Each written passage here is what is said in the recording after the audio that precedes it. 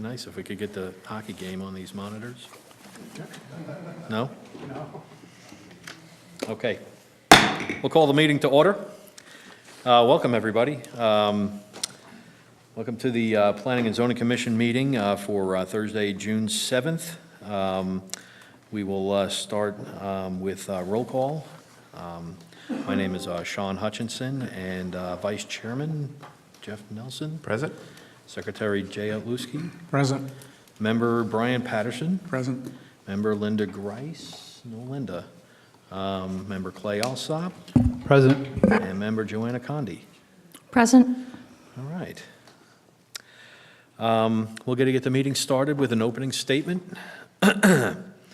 This commission is composed of Peoria citizens who have been appointed by the City Council to serve on the commission as a civic responsibility without compensation.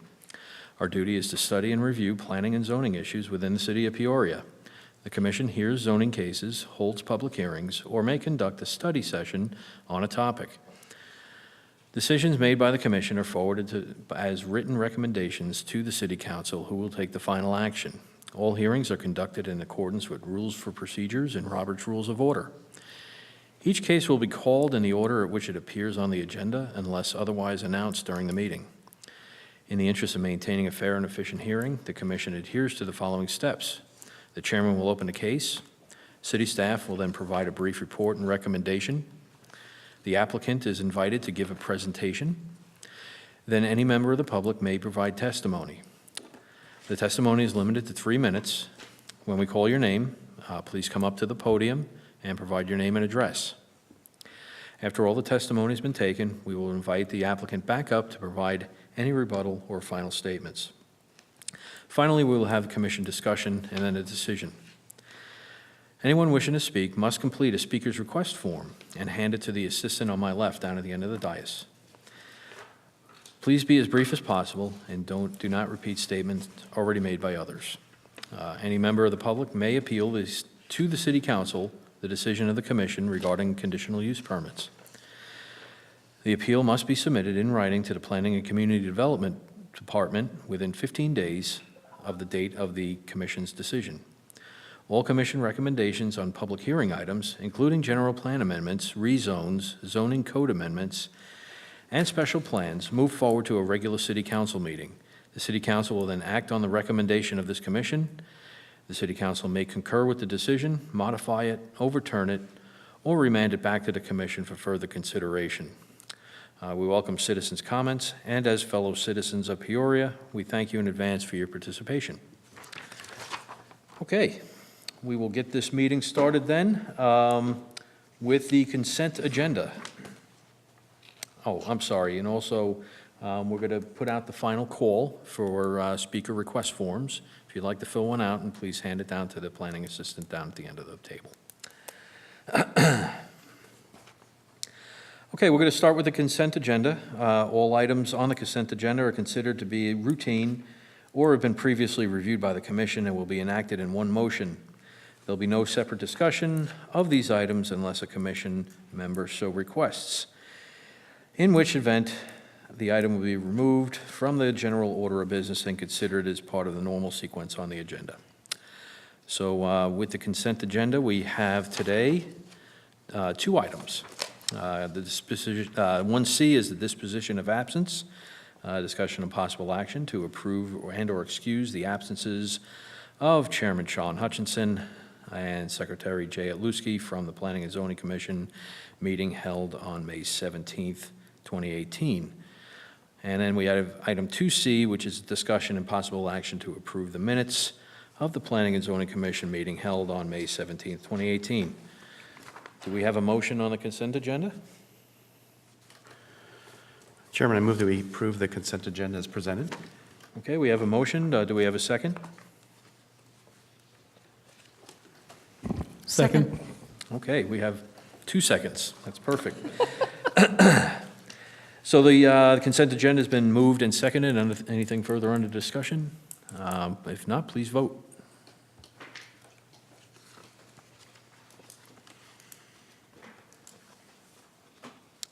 Okay, and that passes unanimously. Okay, we're on to new business, and For the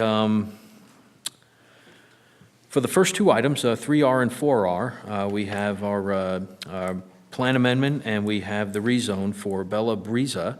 And what we will do is handle these two items under one presentation.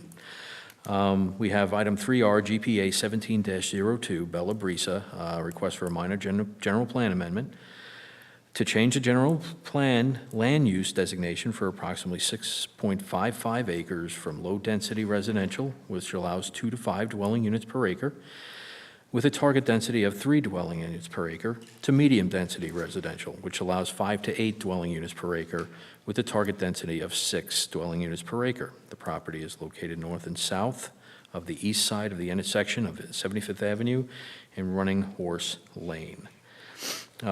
Staff, do you want to do your presentation? Who's up? Good evening, Chairman Hutchinson, Commissioners. Tonight I'll be presenting GPA 1702 and Z 1720.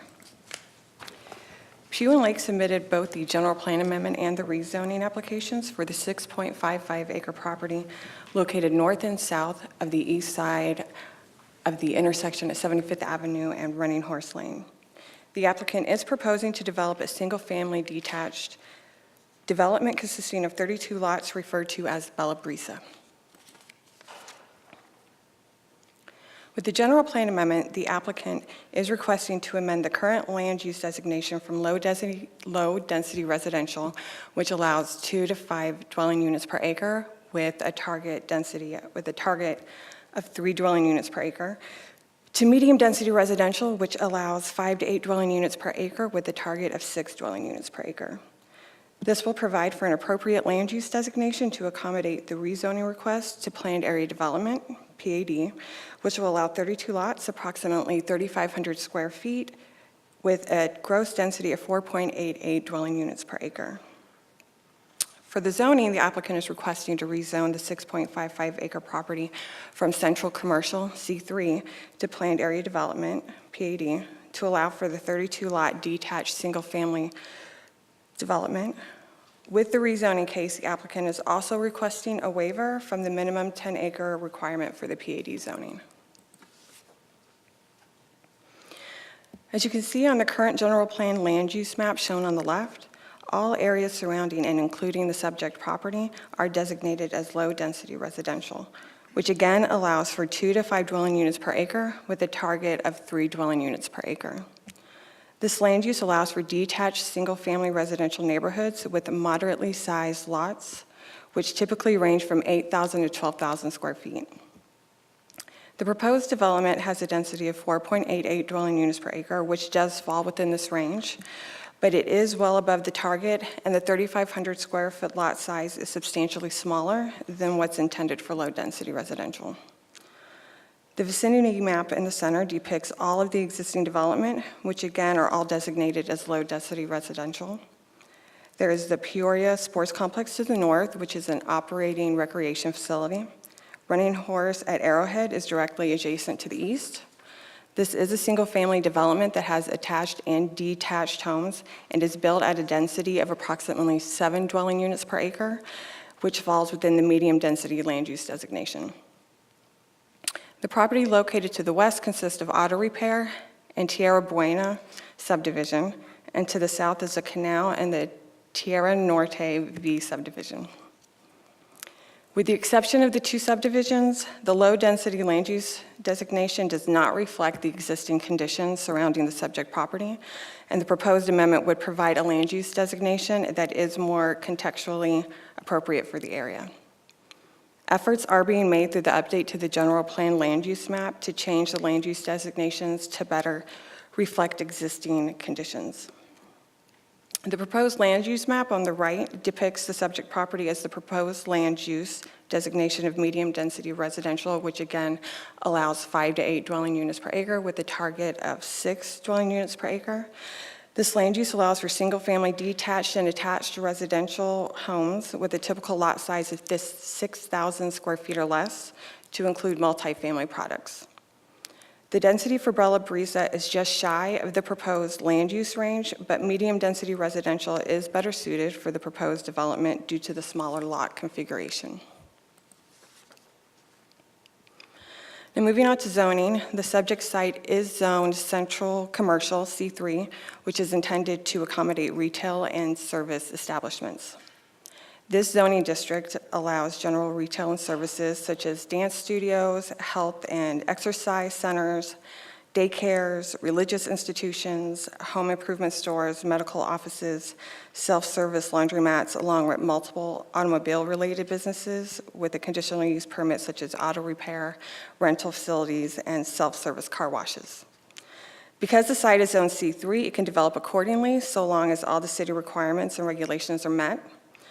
The surrounding zoning is consistent with the existing conditions. The Peoria Sports Complex to the north is also Zone C3. Running Horse at Arrowhead to the east is zoned multifamily residential, RM1. To the west is an auto repair shop zoned general commercial C4, and the Tierra Buena subdivision zoned single-family residential R16. The Canal and the Tierra Norte V subdivision to the south are zoned single-family residential R110. As shown on the right, the applicant has requested to rezone the property to planned area development. This zoning district is intended to provide an alternative to conventional zoning and development approaches so long as specific goals are achieved, such as encouraging innovative development so that greater opportunities for housing, recreation, and employment may extend to the city's citizens. Encourage a more creative approach to the utilization of land in order to accomplish a more effective, aesthetic, and desirable development, and to provide a compatible and stable developed environment in harmony with that of the surrounding area. Staff does feel that the proposed Bella Brisa development achieves these goals and objectives by further diversifying the city's housing options and architectural style, along with providing a use that transitions well with the surrounding area and is less intense than what is currently allowed. The last request is a waiver for the 10-acre minimum PAD requirement. According to the zoning ordinance, a planned area development shall be between 10 to 600 acres in size. The minimum acreage can be waived if it's in the public's best interest and if at least one of these specific conditions listed on the slide exists on the property. Staff does believe granting the waiver is in the best interest of the public because it will enable the development of the parcel in a manner that is compatible with the surrounding area. The subject property is currently split in two uneven halves due to the existing roadway, easement, Running Horse Lane. Running Horse at Arrowhead to the east uses this road to access their gated community, which currently struggles with parking within their subdivision. Therefore, they use the easement for additional parking, as you can see in the picture on the slide. Bella Brisa is redesigning the private road to maximize the parking area and will be dedicating 8 of the 16 parking spaces to the Running Horse residents. Bella Brisa is not only working within the confines of having an existing road running through the property, but is providing a solution to an existing issue. The proposed development standards consist of a minimum lot area of 3,500 square feet, a lot width of 50 feet, and a depth of 70 feet. Lots 1 through 5 and 30 through 32 are larger in size and range from 4,200 to 4,400 square feet. Lots 6 through 29 have a reduced front yard setback of 5 feet. The private alleys that allow access to these lots on the east side of the development have been creatively configured to ensure city infrastructure requirements could be met, along with the needs of the developer and the future residents, which resulted in the reduction. Also included here are a couple of architectural renderings of the Bella Floor product that will be offered in this development. The product brings a contemporary feel to Peoria, which is new to our residential housing market. The usable open space is located directly at the primary entrance of the site on both the north and south side of Running Horse Lane. There are 2 large turf areas, which both areas include ramadas, barbecue grills, picnic tables, bicycle racks.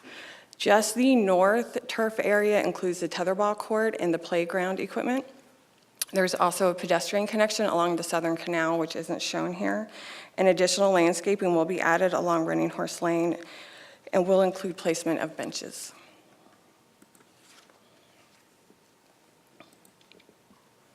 Improvements to the intersection are not warranted at this time due to the minimal impacts of the proposed development.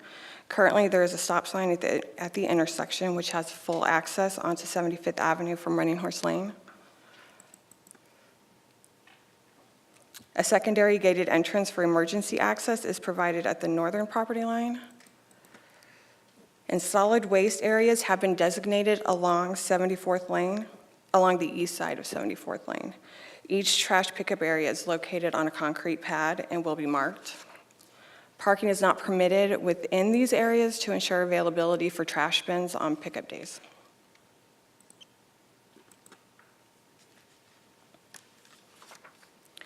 Noticing was completed as outlined in the zoning ordinance and stated here.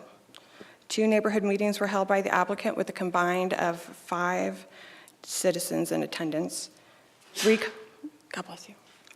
3 comment cards were received by citizens during the August 1st neighborhood meeting, and 1 email was received by staff on October 13th, which was also the same day as the second neighborhood meeting. The main concerns were regarding the parking along Running Horse Lane for the Running Horse residents.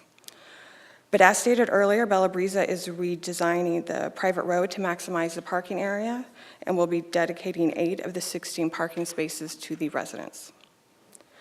A letter of opposition was also received by staff on November 1st, 2017 from the Peoria Unified School District. The key findings in this case have been met. The general plan amendment does constitute an overall improvement to the City of Peoria general plan by providing a land use category that will allow for development of contextually appropriate scale and intensity in comparison to the adjacent uses. The land use amendment and proposed zoning district are both in conformance with the goals and objectives set forth in the general plan, and the zoning request will result in a residential development that is compatible with the surrounding development. Staff asks that this commission recommends approval to the City Council for case GPA 17-02, and staff also asks that the commission recommend approval to the City Council for case, did I switch them up? For case GPA, or Z17-20, subject to the conditions of the staff report. So staff and the applicant are available for any questions you may have. Okay, great. So we're taking questions from the commission for staff. Currently, Commissioner Nelson. Thank you, Chairman. Can you elaborate a little more on what was the objection of the Peoria School District to this development? Mr. Chair, members of the commission, the Peoria School District is part of our routing on development cases, and what we do when a development case comes in is we try to facilitate contact between the district and the developer on the impacts from the development. In this case, the school district elected to oppose the case because there wasn't the incidence of what's called a voluntary assistance agreement. That's an agreement whereby the developer could elect to pledge funds to help offset capital cost. Now, I need to mention here is that any private agreements that occur on the side between the district or a developer interest is completely separate and outside of the purview of the zoning. In other words, we can't make a recommendation or decision on the basis of whether an agreement was signed or not signed. Thank you. Are there any other questions from the commission for staff? I apologize. I do have one more. Can you go to the slide with on the access points?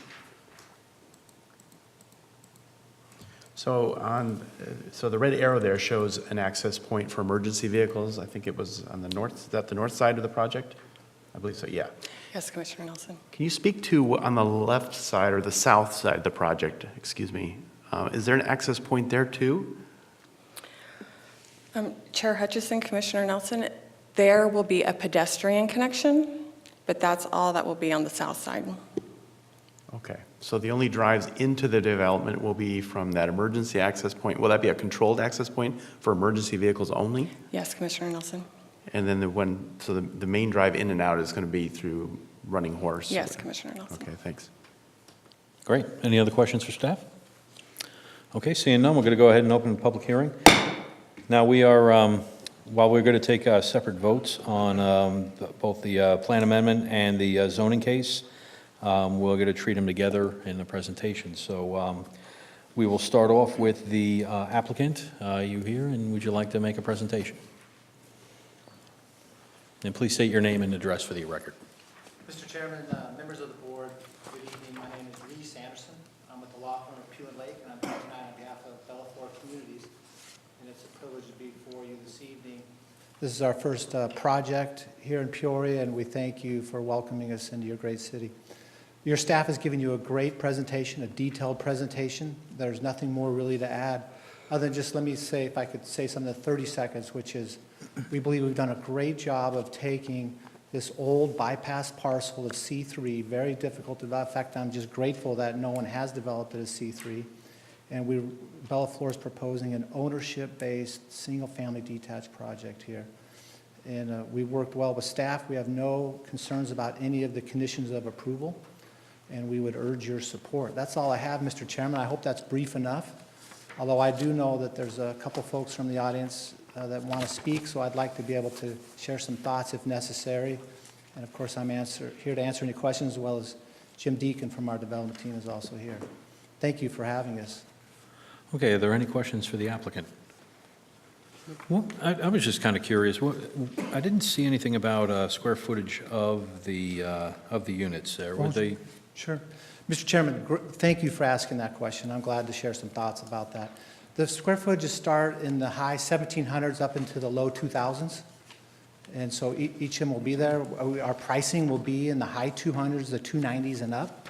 So we think this will be a great addition. The architecture's been well received, and you saw some of those illustrative representations. We look forward to working with staff to finalize up those elevations and get this project out of the ground. Okay. All right, thank you. Thank you. Okay, we do have one request to speak, and that is from Helen Smithson? Okay. So please state your name and address for the record.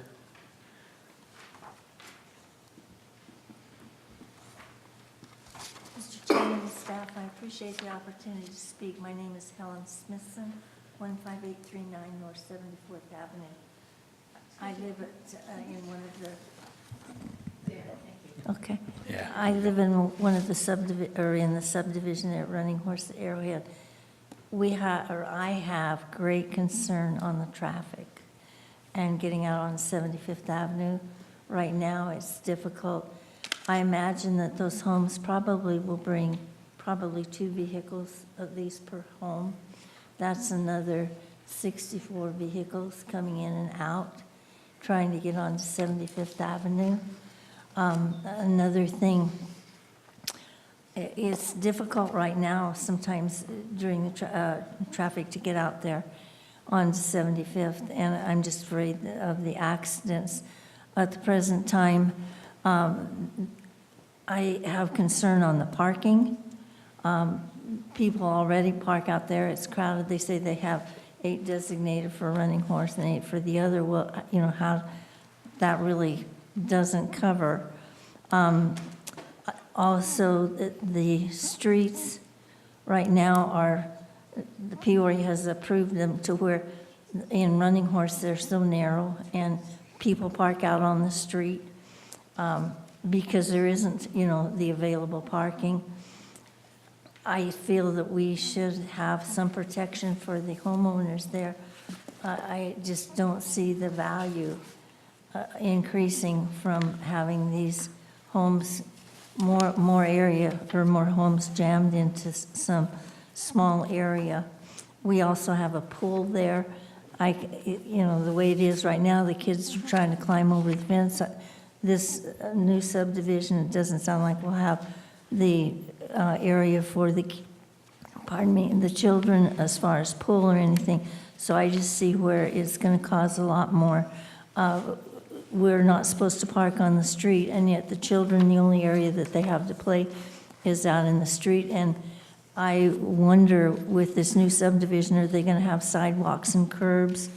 Because we don't, and the kids play out in the street. And I have concern, particularly as far as traffic light and all.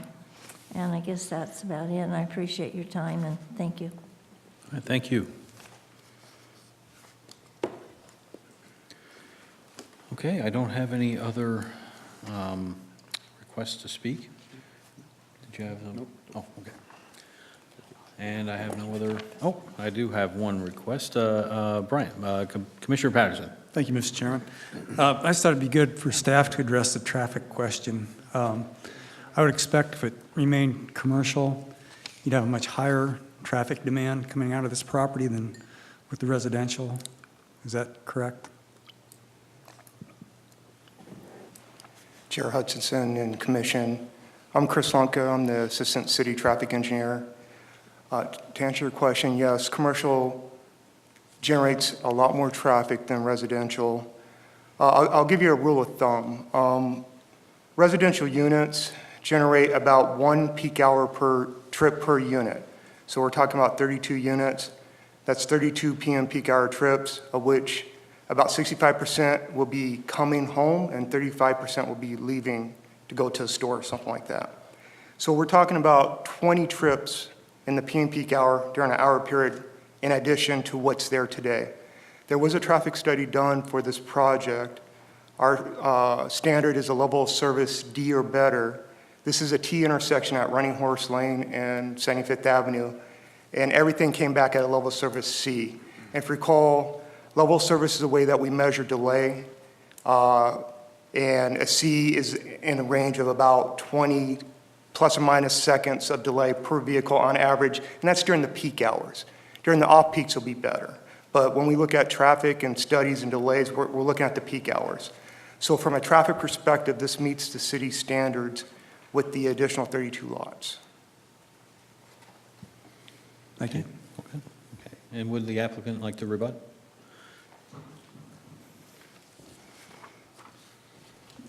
Mr. Chairman, thank you for the chance to share. I don't want to spend any more time answering traffic questions. Mr. Lemke has given you a perfectly good answer, unless you'd like me to say more. I just want to note that on the parking issue, let's just be clear, which is that right now, Running Horse exists in a 90-foot wide easement. It's a private easement. There is no legal obligation on behalf of Bella Florida to grant parking rights to anyone. But we have assessed the situation, looked at it with staff. We knew this is one of the issues we heard at the early neighborhood meeting. And one way we decided to do this after that first neighborhood meeting was to put in these angled parking spaces. And so we think we're really making, to use the cliche, some lemonade out of the lemons there. And it'll help organize traffic, keep it safe and off. Aesthetically, it will look better. So I think that's a great solution that we've come up with to this community problem that's really, I could be so bold to say, someone else's problem, but we're trying to be part of the solution. I don't want to speak to the other issues unless you'd like me to, but those are the real ones that I think that were pertaining to this project. Thank you, Mr. Chairman. All right, thank you. Any further questions for the applicant? Okay, seeing none, I'm going to close the public hearing. Thank you. Are there any further questions for staff? No, I don't see any. Personally, I have some history with the Peoria Sportsplex, and I'm very aware of the area and the traffic patterns, and I really do think that this is an infill project that is really desperately needed to close that gap between that nice subdivision that was built behind and 75th Avenue. It would really dress the area up very nicely. I think it's a great fit for the area myself, personally. That being said, we could move to a motion, seeing no other further comments. We'll work with 3R first, the GPA 17-02 Bella Brisa. Do I have a motion on 3R? Mr. Chairman, I motion that we approve item 3R GPA 17-02. Okay, we have a motion on 3R. Do we have a second? Second. Okay, we have a motion and a second on item 3R GPA 17-02 Bella Brisa. Please vote.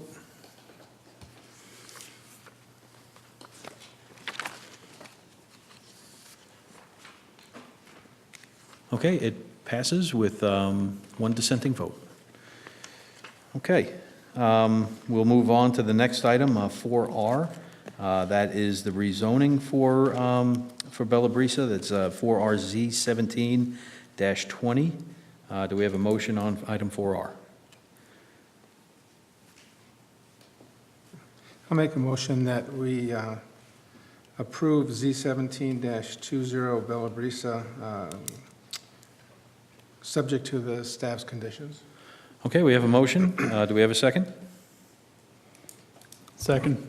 Okay, item 4R, Z17-20 has been moved and seconded. Please vote.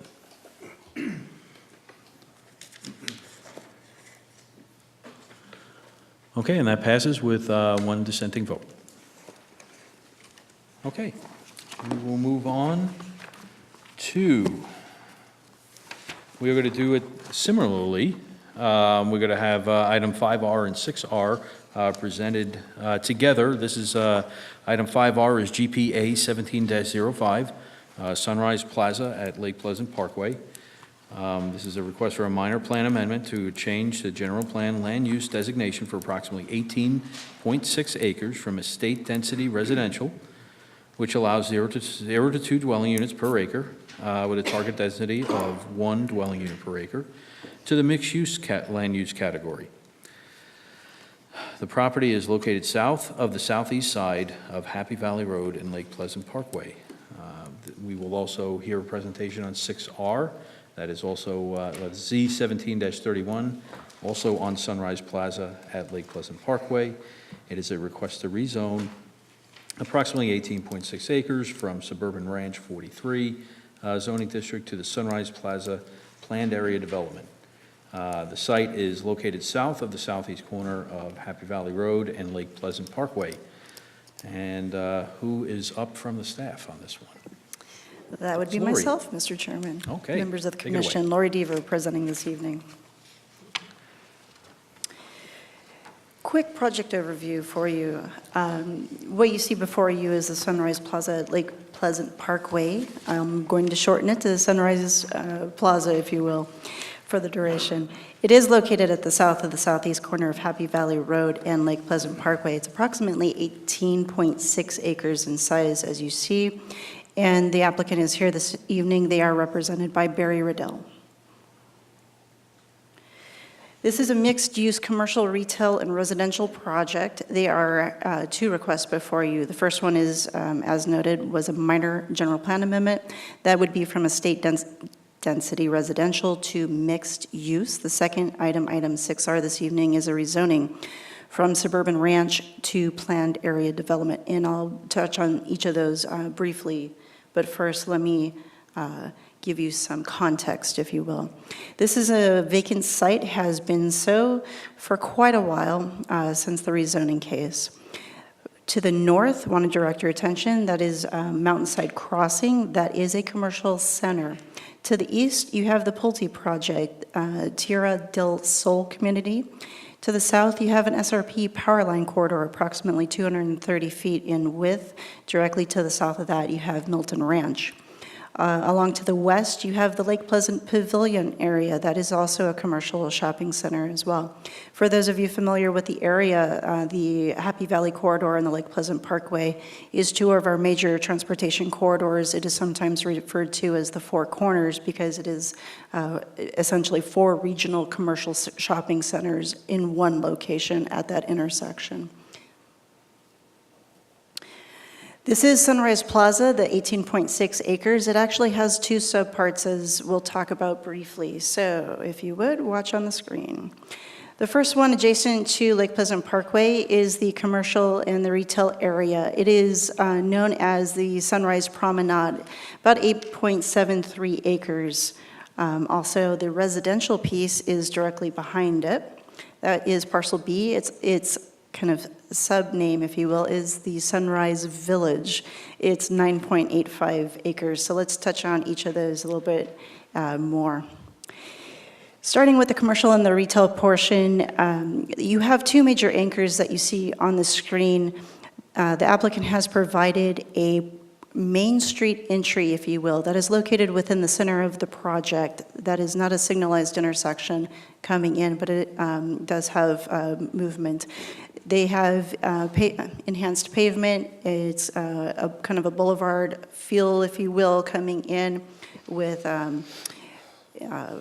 trees, landscaping. They've done some items along Lake Pleasant Parkway as well. As you continue through that Main Street entry area into the center, you end at the public gathering area, which is actually between those two anchors. That space then continues on, the pedestrian area continues on into the residential area, which we'll talk about briefly. So the primary entry, the Main Street entry, is in the center of the project. There is a signalized intersection at Hatfield down below, as you will. That is a shared entry with the Sunrise Village portion. Some photo simulations, if you will. This would be looking off of the Lake Pleasant Parkway at the Main Street entry, just to give you a feel for the architectural vocabulary and the color palette as it's proposed right now. Another one to the right of that, you kind of start seeing how the Main Street entry goes into the public gathering area towards the back. This one is actually the public gathering space, and they have more amenities, which the applicant will speak to in this location. So it's more of a centralized gathering spot, if you will. So going on to the residential piece of it, Sunrise Village, approximately 9.85 acres. They are proposing 140 units. The density comes out to be 14.22 dwelling units per acre on that one. Half of the project will be single-story, the other half will be two-story in nature, and I'll show you images of the proposed architecture coming up. They do have a variety of pedestrian access ways because this is horizontally integrated. So those access ways are throughout the community in itself. To the south in the SRP corridor, it also goes to the retail commercial portion so that the residents have convenient access to the shops that will be within the commercial area as well. As I mentioned, the primary access is off of Lake Pleasant Parkway at the signalized Hatfield alignment. They do have an emergency access to 97th Avenue, which on the screen would be at the bottom right of the image. This would be a photo simulation, a representation of what the elevation would be of the single-story product. This would be of the two-story product.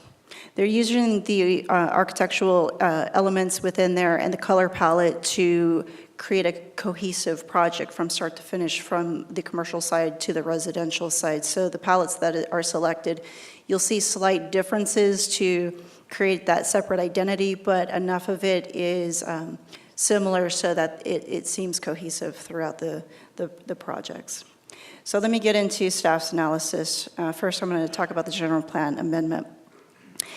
The map that you see on your left-hand screen is the existing general plan designation, and that's estate density residential. So when we talk about estate density residential, it's low density, large lots. It supports a rural, semi-rural character, so I think agricultural uses could be appropriate here. Typically, it's very large lot, detached estate homes, executive-style homes. Now, the applicant is proposing to do mixed use. As we've talked about before, mixed use can be achieved both horizontally and it can be achieved vertically. So in this case, the applicant is proposing a mixed use project horizontally. They're tying the two together horizontally. And the mixed use land use category is intended to minimize the impact of growth, and it provides a mix together of housing, shopping, and entertainment all in one location. So it's kind of a more compact development. And I'll touch on that a little bit further here.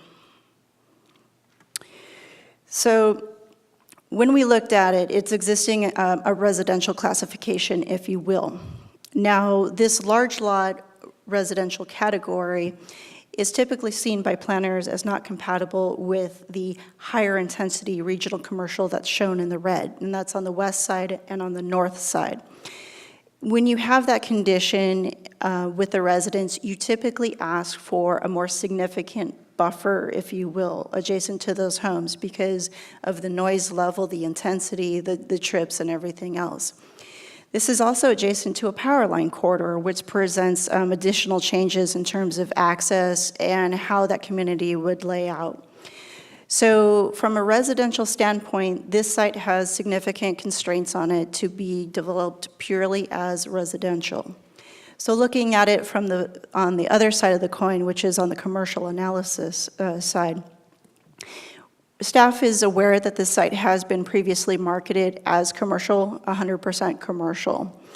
Now, there's been, as you can see, it's remained vacant, however, and what we've heard is that it has very limited frontage on Lake Pleasant Parkway.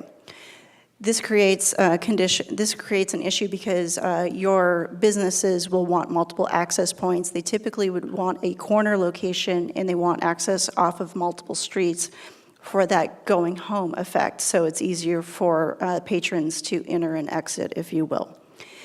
So it's not located on a major intersection.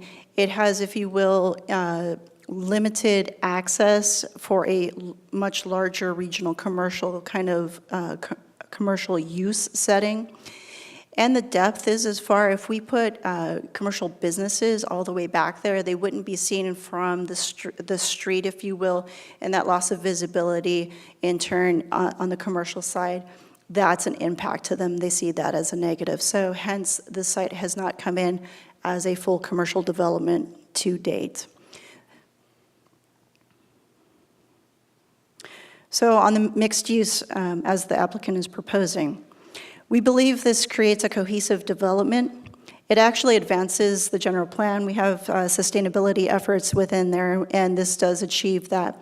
It's an effective use of the existing infrastructure, and we believe it makes an appropriate transition of the uses given the unique constraints of the property. In fact, in this condition, we believe the SRP easement works in their favor, and the Pulte property has already provided a significant buffer because of the commercial. That also works to transition the single family and the multifamily product being proposed this evening. What this also does is it provides a more robust housing options for our residents in the area, particularly in this location. And the uses are intended to actually support the commercial center, and with the additional residents in the area, it would also support the existing commercial in the area as well. So we feel that this is a more appropriate land use category at this location, which fits within the unique constraints of the project. Looking at it from a zoning side, the existing property is Suburban Ranch that occurred in approximately 1991. If you see, primarily the other commercial areas have already been rezoned to PAD. You'll see on the south side, R118 on the Milton Ranch side as well. And the SRP corridor, we've included that in there as well. In terms of the proposed standards on the commercial side, they are proposing very similar to what you would see in our typical intermediate commercial or C2 zoning standards. On the residential side, those standards are very similar to our multifamily residential or RM1 standards. You have a set of images over on the right-hand side. There are a number of architectural and design criteria within that PAD, expectations in terms of implementation on the architecture side. And as I mentioned, they've worked on the color and the materials palette to create that cohesive look and feel, if you will. We've got the Main Street entry, as I mentioned, on the commercial side, the public gathering space in the middle of those two anchor points. There are a number of walkways, some landscaping, benches, and shading throughout. And there are already existing significant buffers on the south and on the east side. On the residential piece, the open space being provided is 23%, which is above the city's minimum standards. And they have a number of residential amenities within that area as well, barbecues, pools, et cetera, in that. In terms of public outreach, this was noticed in accordance with city standards. They have had 2 neighborhood meetings. The first one is on April 19th. Second one occurred on May 16th. There was one resident at each meeting, and one comment card was received by the resident at the May 16th meeting, and that was included in your packet. That individual resident also provided staff an email, we also received another email with concerns, and I'll talk about those briefly in a moment. We've also received one letter of support that was received today, that was passed out this evening, and that was from the Upper West Side Phoenix group as well, so that was presented on the dais. So the two concerns that we heard first was a concern with the multifamily residential use. One resident wanted it either all commercial or all residential single family. The other one just wanted it commercial. So again, as we were talking through staff's analysis on this, looking at it from the commercial side, it's not located on the corner. It doesn't have the access into the site. With the depth of it, it creates concerns. Now, on the residential side, it hasn't been developed under single-family residential because of the location, again, proximity to the very intense commercial already, and a power line. So it's kind of a mixed system in there. Single-family residential doesn't fit, and commercial doesn't fit, so it's kind of like the three bears here, if you would. So what we're saying is the advantages of the mixed use in this mixed use category is the most appropriate here. It provides the more compact development. You know, you can accommodate the growth with less land. This is only 18.6 acres, so if you look at the surrounding community, they're doing a lot in that 18.6 acres. They're already using existing infrastructure. We're not having to run additional infrastructure beyond. And we think this residential product is consistent in terms of it's single-story, it's two-story, it fits within the area, and they're providing a high-quality style finish, and so we think it is appropriate at this location. In terms of the concern, we had a concern of constant traffic on 97th Avenue. So to kind of reiterate, there's no commercial access that can go to 97th Avenue. This is that's an emergency access only for the residents. And their primary access goes to the signalized intersection at Hatfield and Lake Pleasant Parkway. Now, the city's fire code requires multiple points of access for timing reasons, and if there was an emergency on site, we want to be able to get the residents and their guests out. So it creates an egress system for them so they're not interrupted and kind of stuck in place, if you will. They have the ability to exit out using a different way should an emergency happen. So we think this proposed layout on the circulation is the most appropriate, with the primary access to Lake Pleasant Parkway and the emergency access to 97th. So we believe what the applicant has proposed is appropriate. So let's talk findings, general plan findings. Again, as I've mentioned, we believe this is an overall improvement to the city's general plan. Definitely meets the goals, objectives, and policies of it, as I've stated in the staff report. And it's going to allow for a compatible scale and intensity of the surrounding community. So we think this amendment actually better reflects the needs of the area and the built environment, and we do not believe that it will adversely impact the community as a whole or adjacent to it. On the zoning side, item 6R, we find that the Sunrise Village portion, the residential portion, provides additional housing options for the area. On the commercial side, it provides convenient retail and commercial shopping opportunities to the residents and also for the surrounding areas as well. And it's appropriate for the context of the area, and it meets the general plan categories, objectives, and policies. So I won't bore you with the rest of it, as you can read on the screen. Let's get to the recommendations part. So item 5R on the general plan, we are asking for your recommendation of approval to the City Council for the general plan land use amendment under case GPA 17-05. On the zoning side, we are asking for case 1731, approval of case Z 1731 to City Council, subject to the conditions in the staff report. With that, I will answer any questions. There we go. Thank you. Looks like we have a couple of questions for staff. We're going to start with Commissioner Lusky. Just a quick one, which I believe I know the answer to. That middle road access, that's a right-in, right-out only, correct? I'm going to turn that to Mr. Lemke. Chair Hutchinson and Commissioners, originally it was proposed as right-in, right-out only. However, working with the applicant, it's going to be converted to a three-quarters access. That's right-in, right-out only, and a left turn in, but no left turn out. And the reason for that is we had to take some of the left turn demand, okay. We had to take some of the left turn demand away from Hatfield. And so someone coming to this project, say from Happy Valley Road, would turn left at this location and not go all the way to Hatfield where the signalized intersection is. Because we're looking at how we time that new signal with a fourth leg. Right now it's a T intersection. And I want to still provide a good level of service for the commuters on Lake Pleasant Parkway. And if I could take some of that left turn demand and put it at the middle access, which is the main boulevard access, it helps. We looked at that left turn movement and it works. What doesn't work is the left turn out, and that's what's going to be restricted at that location. Yeah, because I know we've done that a couple times up at the Four Corners and specifically between Target and Chili's.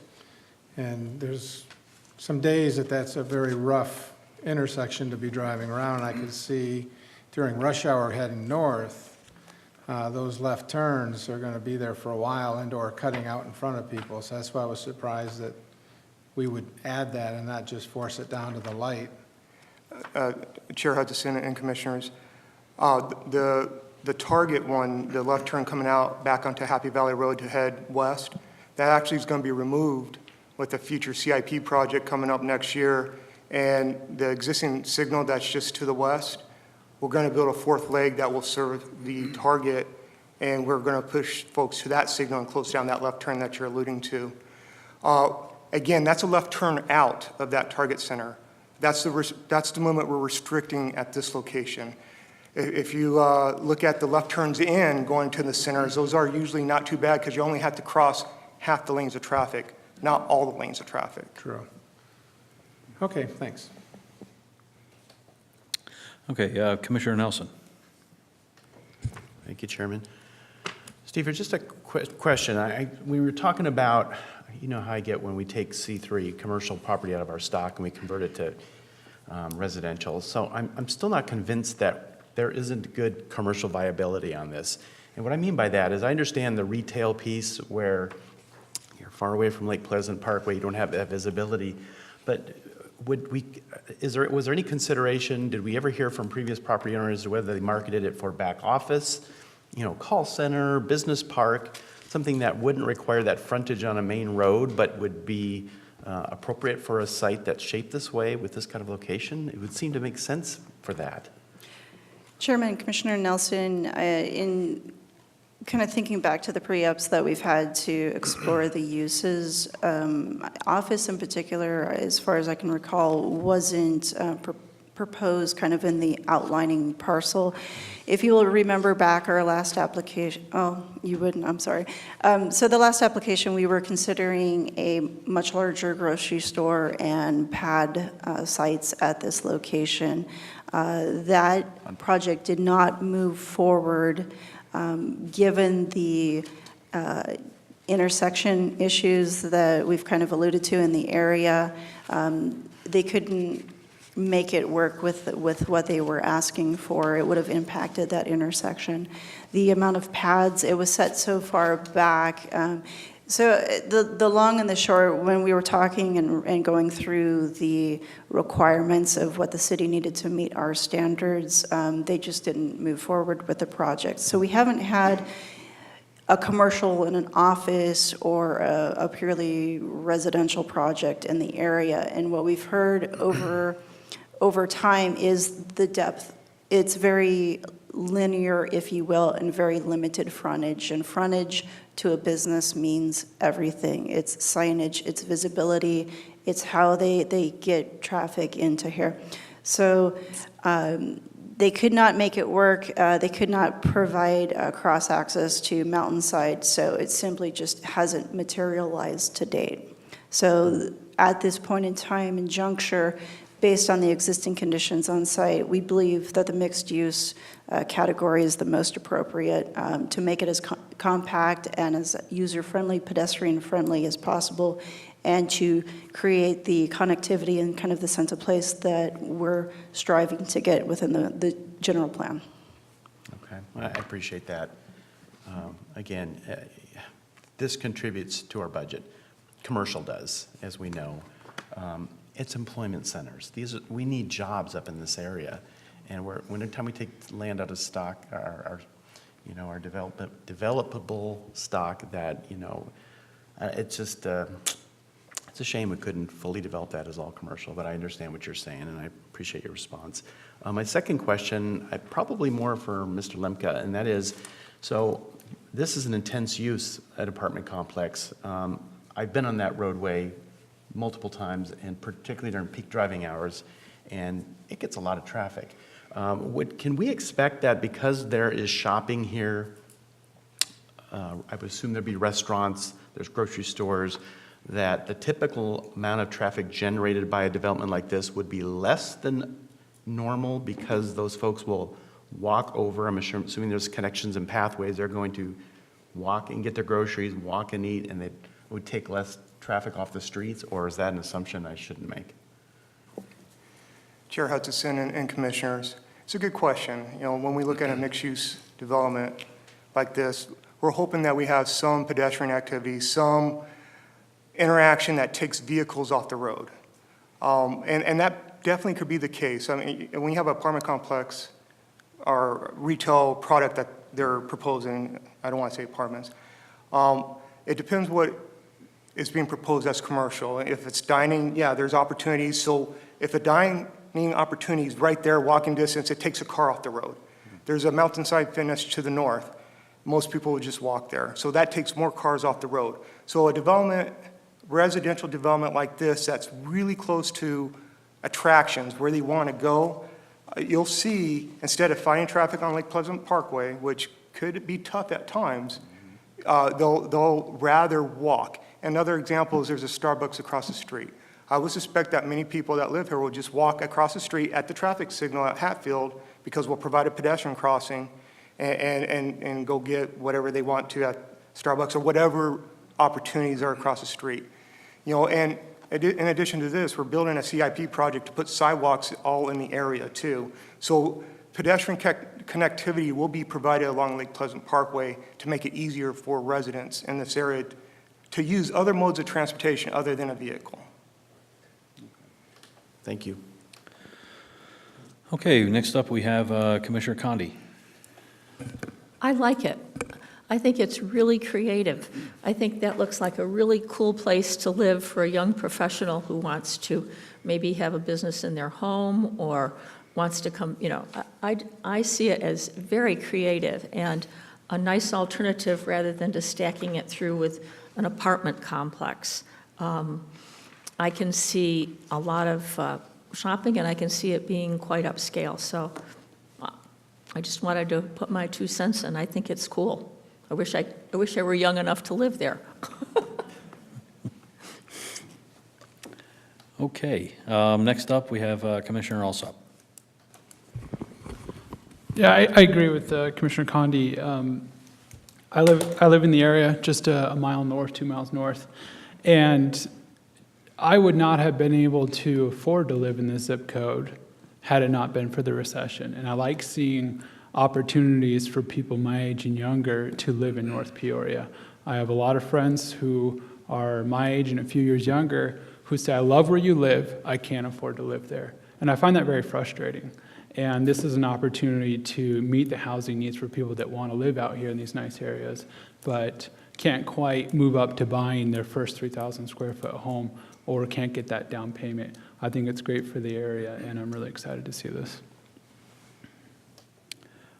Okay, and I just had a couple of statements. So first, the letter of support from Katie Rowe and Amy Sapp really brought forward a lot of lot of concerns for that area. That was a really well-written letter in support.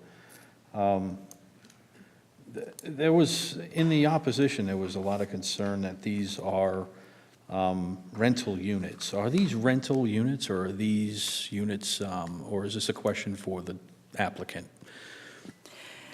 Mr. Chairman, I think it would be appropriate for the applicant to come up at this point in time. All right. Seeing that, and no other questions for staff, I'm going to open the public hearing and call the applicant up. Could you please state your name and address for the record? Thank you. My name is Michelle Hammond with the law firm of Barry Riddell. I'm here on behalf of True Vista and Thompson Thrift tonight. And Lori did a great presentation. I was just going to jump to kind of the pedestrian slide. Did you want me to? But to answer your question, it is rental, and it's 1- and 2-story rental. So it's kind of a unique concept in terms of kind of the feel of more of a patio home or townhouse versus a traditional multifamily stacked flat apartment project. It has a very much more of a look and feel of a single family. Mm-hmm. So if I could, Lori did, again, a great job of outlining the zoning request and the general plan amendment request. I just wanted to focus a little bit on the pedestrian connectivity. And one of the great things about the residential component is that it has ground level access and a lot of interweaved connection points that aren't even really shown in this yellow. They're interwoven throughout the project. And so as you come down that main street and you go into the public gathering space, it's kind of in the core and center of that project. It connects then over to the east to the residential. So it makes for a great kind of communal, multi-use, truly functioning multi-use project. Sorry, Lori. Thank you. This is just, I wanted to highlight the heights in the area and speak a little bit about ours. We have a 36-foot tall commercial maximum, and then our residential is a max of 24 feet, with 50% of those units being 1 story below that. And Lori showed you some images. I have a few more of just the gathering space. So this is kind of the core of the project between the 2 anchors. You will see kind of a seating area there with trellis, fire pit, the green walls and the canopy trees, kind of creating a placemaking gathering spot that can be enjoyed by the residents and the patrons of the center. This is just another view of that area with the fire pit. And this is looking from Lake Pleasant Parkway to the east. So at the end of that corridor, you can kind of see that gathering space again. But it gives you a feel of kind of that Main Street vibe. And this is a view of the southern pad. There's a drive-through there, but it's kind of disguised by the dense vegetation, and there's also a patio seating area. It's just, again, these are conceptual, but I think very attractive for the area. Just a few more images of the residential. This is the single story. I think there's another one. Kind of talks about a little about the square footage range, which is 700 to 1,300 square feet for those rental units. And some quick slides on the interior concepts. Pretty high-end finishes.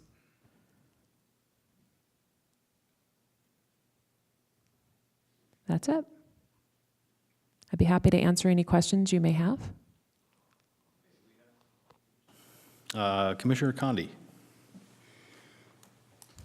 I'm really sorry it's not going to be, that it's rental and it's not purchase. I think that, I'm just sorry that people Yeah. can't buy into it. Understood. Okay. One of the concerns I always have, and I bring this up when I see projects like this, and Commissioner Nelson actually touched a little bit on it, on the employment sector. You know, what I like to see, I'm from the construction sector. I like to see local residents being able to build those local projects, and that's something it's something I really don't think we pay enough attention to. And if we can work with the builders and the contractors, not necessarily the business owners being local, but the workers who are hired to build these buildings, to see them hired from the local community would be very encouraging. But yeah, I share Commissioner Condi's, frankly, disappointment. I think these are sellable items, and, this is a type of community that, while it would be transient, that, they're affordable enough to be starter homes and things like that for those people just getting started, so. And that's about all I got. Anybody else have anything for the applicant? Okay, thank you. And I have no requests to speak on this item, correct? Nothing? Okay. So we're going to go ahead and close the public hearing. And do we have any further comments or questions for staff about the project? Commissioner Luski. Yeah, I mean, I understand the rental question or issue that was brought up. Something we are seeing throughout the valley and probably nationwide is more executive rental communities. I know we have one in Surprise on the south end of where my office is. I agree, I'd like to have seen purchase, but as we were talking, it hit me that we don't have a lot of rental in that Four Corner area. And to Commissioner Alsop's point of younger people maybe not able to buy a home, this would give them the opportunity to move up into that area of Peoria. And I love the mixed-use idea. I mean, I'm not crazy about this small one where it's at, but I would love to see us continue to add this type of development throughout Peoria, because I think it is the future and it is going to attract more people. So yeah, I guess that was just my point, and kind of the counter to the rental issue is that we don't have rental up there. I mean, we have, 107th and Happy Valley, there's one. So I think this actually could be a good thing up there to bring more younger people up that can't get that house. Okay.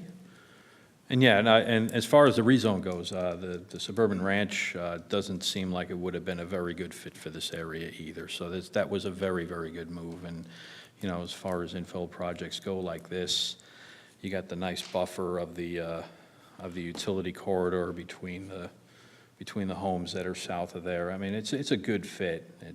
Yeah. Okay. Any other comments, questions for staff? Seeing none, we'll take a motion on. And I lost my numbers. We'll take a motion on this. The GPA 17-05 Sunrise Plaza, Lake Pleasant Parkway, item 5R. We have a motion? Anybody? Mr. Chair, members of the commission, I move to approve GPA 17-05, approval to the city council. I'll second that. Okay, we have a motion and a second on item 5R, GPA 17-05. Would you please vote?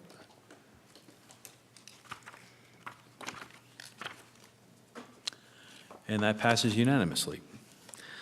Okay, and we will now move on to the zoning portion. Item 6R, Z 17-31. Do we have a motion on that? Mr. Chairman, I recommend, or motion that we move item number 6, Z17-31, to City Council. Okay, we have a motion. Do we have a second? Second. Okay, we have a motion and a second on item 6, Z17-31. Please vote.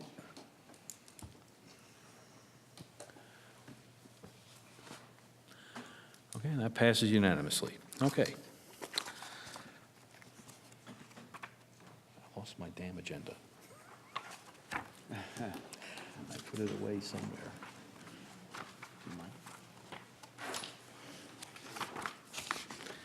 It's sitting right, oh, here it is, never mind.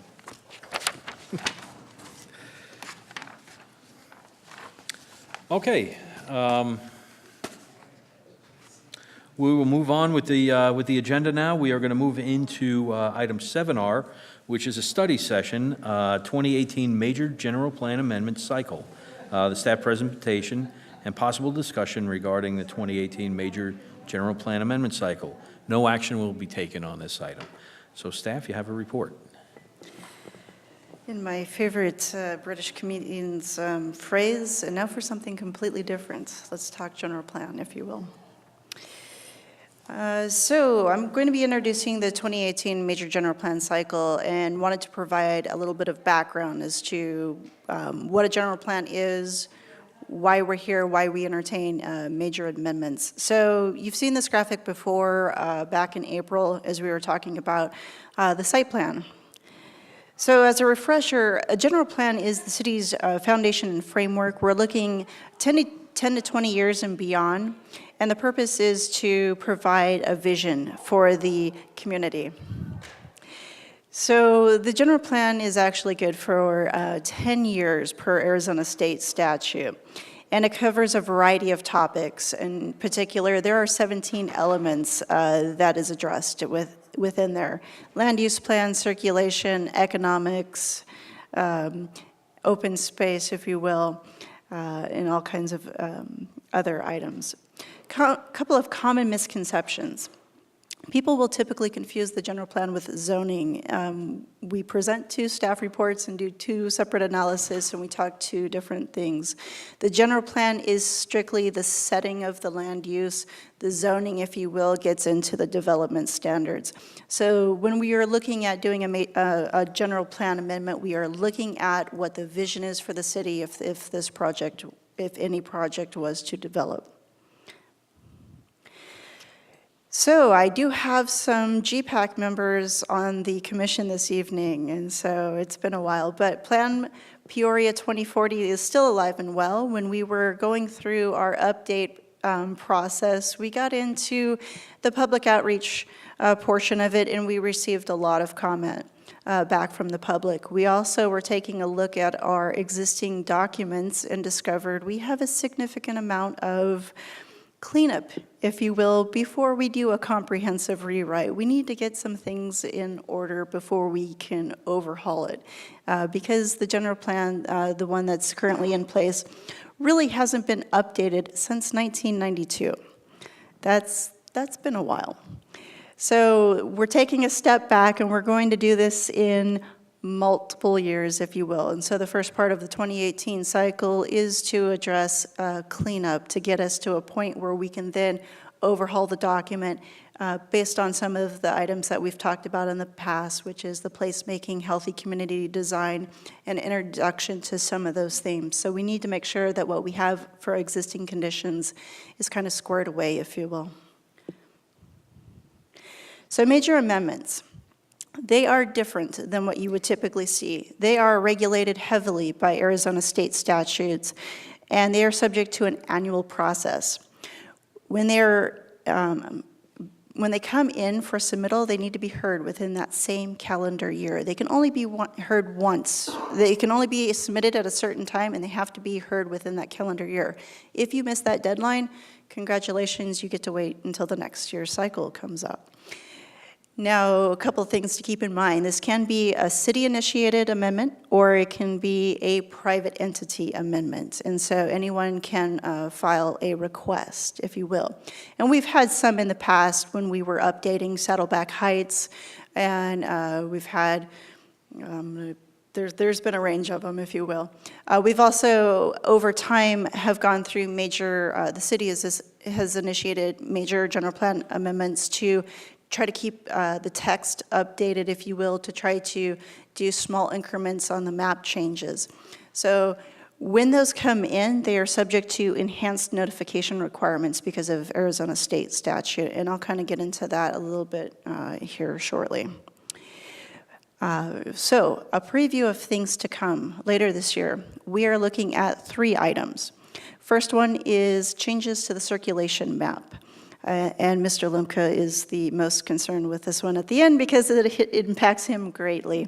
And I'll give you some examples of that. The second one is the land use map. We kind of talk about the land use map pretty often when we are presenting cases in front of you. And the other item that we typically talk about quite frequently are the categories. What's in those categories and what is the vision of what's trying to be achieved by those categories? So let's look at each of those further.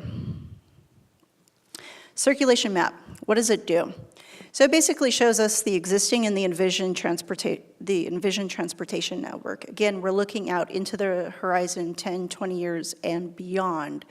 So Our existing roads from Collector and above, so Collector, Arterial, Parkway and above are shown. This is different than the streets classification map that the city has, which is an internal document. So the difference between those two is the general plan sets kind of the classification on a very higher level, if you will, on this plan.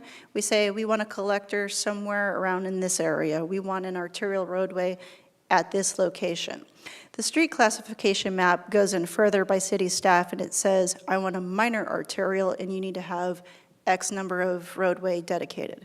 I want a major arterial, and you have to have X number of feet dedicated. So it's a implementation. The street classification map is more of an implementation tool of what the circulation plan is within the general plan, if that makes sense. So we're doing a couple things on this one. We're adding and subtracting. So we have some roadways that we need to provide on here, because as we go north, in particular Collectors and above, we need some additional roadway infrastructure as we go north. We're also renaming. We've got some that are off alignment and basically do not necessarily make sense, so we are renaming. We're also making sure the alignments are correct. If the roadway is here, it should be shown on the map as here and not over here. So we're realigning some stuff, if you will. So when we come back before you later on this year, we're going to have a checklist of the number of things that we're going to be going through. Right now, it's approximately 33 of those changes. We have grown over time, and our roadway network needs to adjust. And so we have a laundry list of cleanup, if you will, that we need to take care of. So that will be the circulation map that you'll see. A brand new one, if you will. The second one is the land use map. So what does it do? The land use map, the categories are assigned to each property, but the land use category doesn't stop at the property line, as we all know. It kind of goes over boundaries, and it's free-forming and extends to a larger period of area. It also covers the municipal planning area. That is different than the city limits. So to give you a rough example, we're in the city limits, let's see if I can remember off the top of my head, about 178 square miles in the city limits. When we're looking at the land use, the land use category, you're looking on this map at 250 square miles, because that's the size of our municipal planning area. It covers into Yavapai, it covers into Maricopa. We are actually the largest city in Yavapai, but we have no development there, by the way. So what are we doing? We're actually, we're recognizing existing conditions. So over time, we didn't necessarily require a general plan to come in when a rezoning case happened. So we have areas that has commercial existing, and we have a low-density residential category over top of it, which does not make sense. So now is the time to clean those up. We have some general cleanup of line work, and I'll show you some pretty good examples coming up as well. We also have a couple of inquiries that we're working with private entities that they want to better position their property. And so we've looked at those categories. We've been working on what would make sense, and if we are in agreement, we'll move forward with those and include those within our amendment. So what all does that mean? That's 200. He's not here this evening, but I must give a shout out to Cody Gleason, our senior planner, who has been diligently working through all 250-something maps, if you will, to go through individually by parcel. We've been having to look and do cleanups on this, and staff's eyeballs have been kind of, going crazy here. So it's a lot of area, if you will. That's why we're doing it now. All right, so 3 examples. And Commissioner Condi, you might recognize this one as well. It is a favorite one of ours. So if you will, Desert Harbor, the lake at Desert Harbor area is considered park open space. A lake is open space, if you will. On the next one, number 2 in the middle, we actually have a water category. So why isn't Desert Harbor Lake considered water on the general plan? We also, if you look at that second one, we have the water category over the top of some homes. We also have some park open space designated over the top of homes as well. So it is generally correct, but it is time that we get more specificity in some of these areas that we know need to occur. The other one, on the third one on the right, is our Pioneer Park, if you will. If some of you may remember the bungalows project that came through, that was a detached project. I'm trying to think back. Detached project for rent as well. So the Circle K at the corner of 83rd and Olive is considered business park industrial, which it should not be. That's more, commercial in nature. We have the bungalows, residential product, and then we have our park, our community park, and that's designated as business park industrial. It should be more appropriately park open space. So this is one of the areas where we're going back and cleaning up. So these are an example of the items that we're going to be addressing in terms of the map cleanup, if you will. So I kind of touched on it right now. The third one is a land use category update. Now, these land use categories that we talk about, it's very text heavy in the general plan, and we're not necessarily going to change that yet. So that's further down, next iteration, that's for the major rewrite. We'll provide pictures. So what we're doing is we're looking within this text and we're making sure that the density, intensity, and the desired character is appropriate. So we may tweak some of the descriptions to provide a better explanation for those coming in, what exactly we're looking for. We're going to look at that park open space. On our general plan map, our land use map, we recognize water and we call that out as water. But the text in the general plan does not have a water category.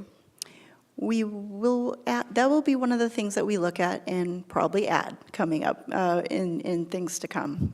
So that's one of the items that we'll be addressing. So let's talk next steps. So as I said, we have a submittal deadline. That was May 31st of this year. So no other major general plan amendments can come forward other than kind of the three that we're talking about this evening. We're providing an update to you tonight. We have some regulatory items that we have to take care of. There's a 60-day review. So once we have a working set of documents, we need to provide that information out to all of the adjacent agencies. And there is a large list of agencies from Phoenix to Glendale to Luke to everybody else. They have 60 days to review and comment on these and provide feedback. We're looking at doing that in the fall this year. We also have notification requirements. We're looking at doing an open house, possibly two. We're going to work on when those dates will be, and we'll announce it on our planpeoriaaz.com so that people can be aware of the information, what we're trying to do, and they can attend. We are required by state statutes to have 2 Planning and Zoning Commission meetings. The first one is a remote. So please, October 4th, I invite you to Rio Vista. That will be our location typically. It's for discussion only. We present it in depth, each of the amendments we go through. Public testimony is allowed. No action item that evening. So we come back before you in November 1st. That is when we ask for a recommendation on each of those amendments to go forward. As I mentioned, it needs to be heard within the same calendar year, so December, we are looking at the December 4th City Council hearing for conclusion of our cycle. And with that, I'll take any questions.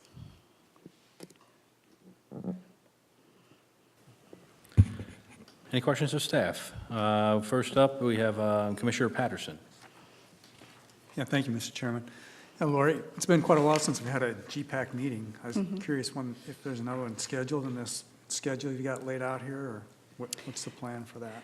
Chairman, Commissioner Patterson, yes, we are looking to see when GPAC meetings would occur and when they would be the most effective. We need to be able to have something in front of GPAC to look at. As you can imagine, with over 250 miles of maps, square miles of maps, that in particular, that item is going to take a little bit to get our GIS department to finalize the information. So we will be providing dates and times for GPAC members to weigh in before this goes to Planning and Zoning Commission. Now, second question, I see you got a May 31st submittal deadline. I'm not sure what that is. Commissioner Patterson, that is primarily our internal deadline. What we ask that if any applicant, any developer wants to file a major general plan amendment or city-initiated amendment, that we need to decide by May 31st, that information needs to come in. Typically, if a developer was to come in and ask for a major amendment, we would have a pre-application meeting with them.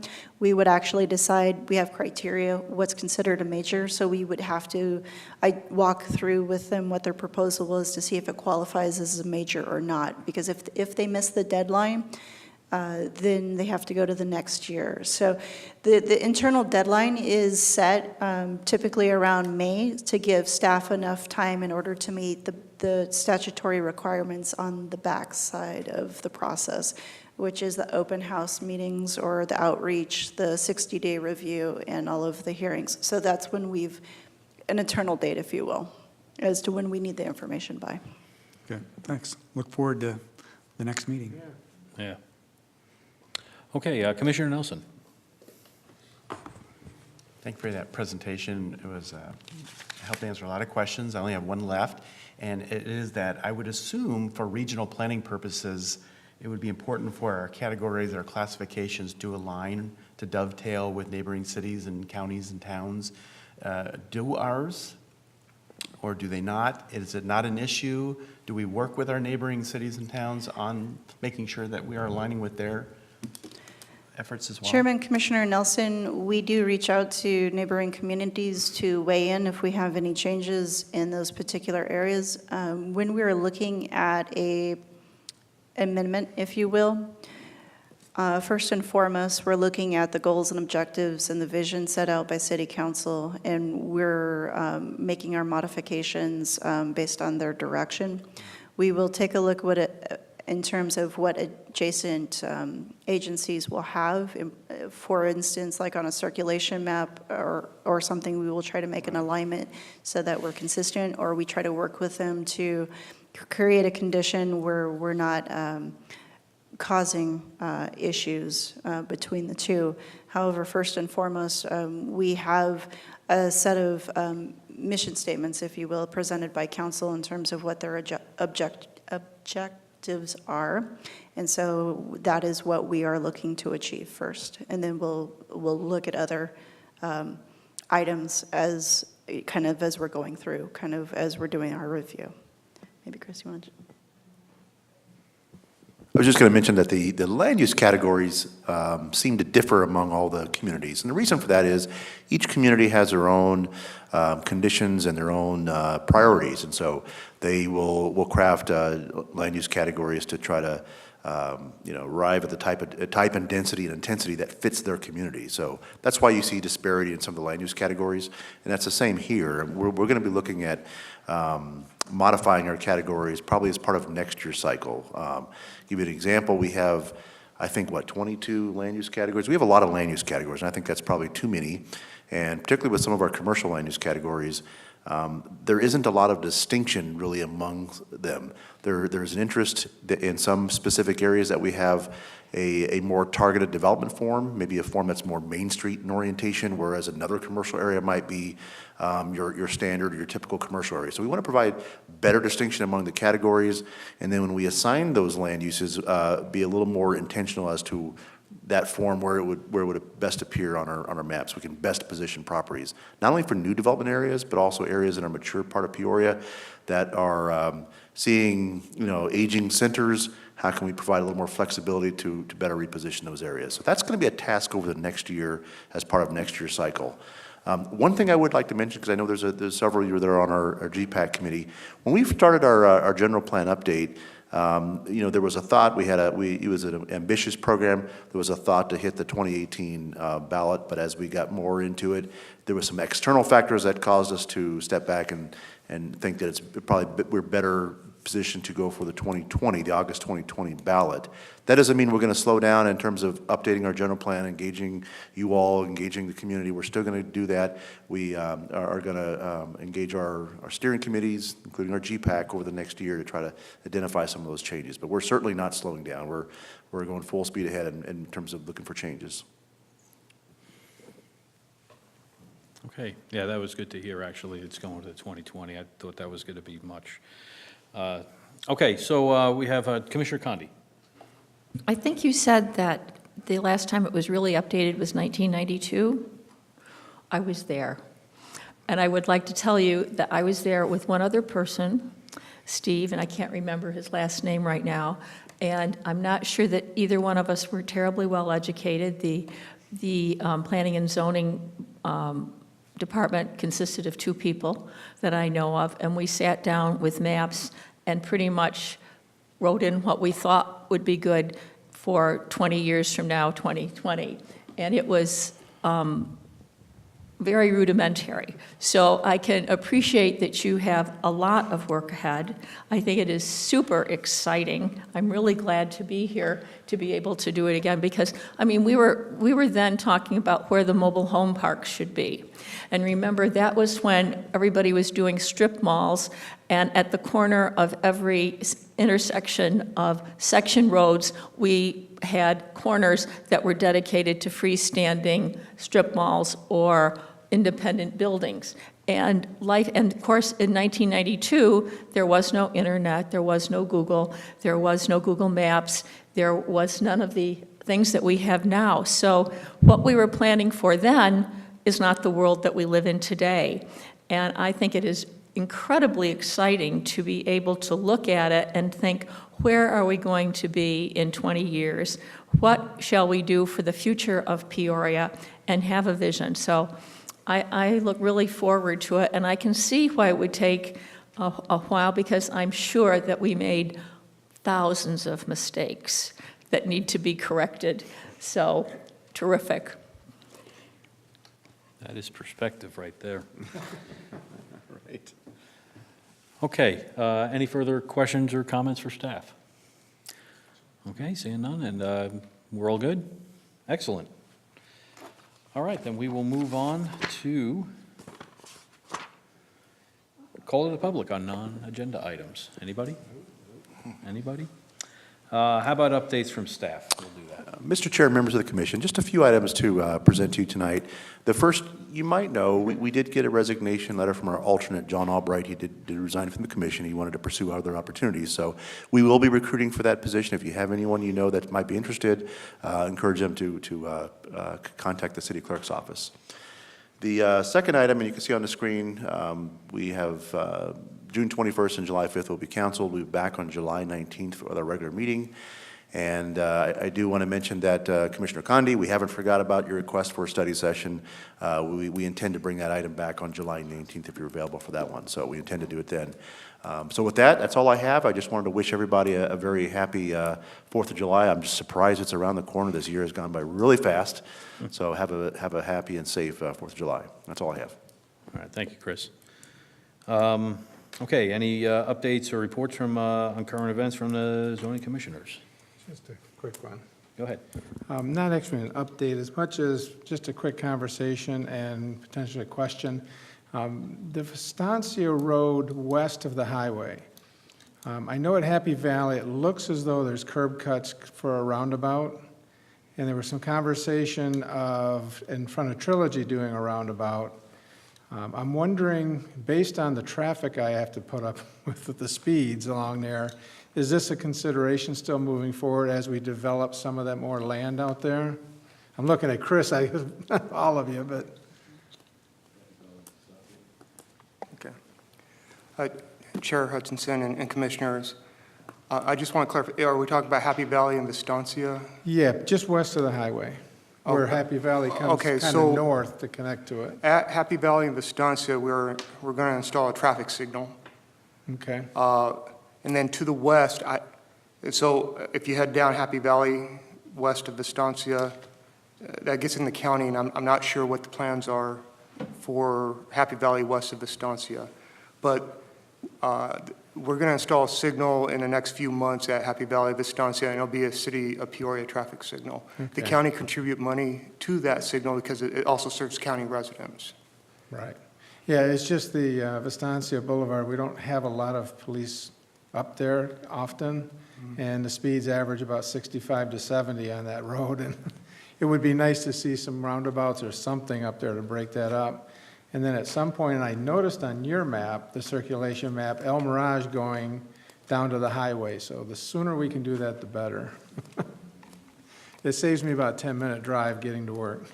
I'm just kidding. Okay, any other reports from commissioners? All right, seeing none, we only have one other item on here, and that is adjournment. So let's go home. Okay, call this meeting adjourned. Thank you.